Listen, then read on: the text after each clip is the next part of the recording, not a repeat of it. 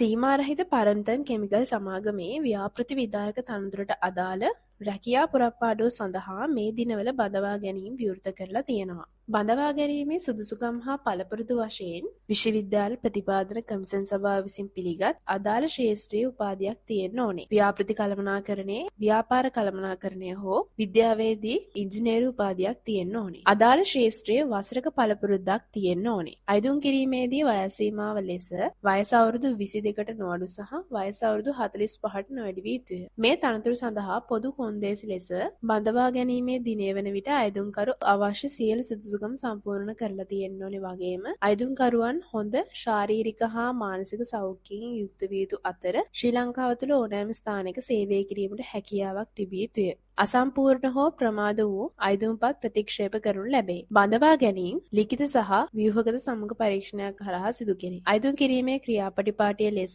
සුදුසුකම්ලත් අයදුම්කරුවන් විසින් තමන් විසින් සකසන ලද CV එක සහ සුදුසුකම් සහතිකවල පිටපත් ජනවාරි මාස 22 වන දින හෝ ඊට පෙර ලියාපදිංචි තැපෑලෙන් හෝ විද්‍යුත් තැපෑලෙන් යැවිය යුතුය. ඒ වගේම මේ රැකියා පුරප්පාඩුව පිළිබඳ වැඩිදුර විස්තර දැන ගැනීමට වගේම මේ වගේ තවත් job opportunities ගැන දැනගන්න findy.lk වෙබ්සයිට් එකේ jobs category එකට visit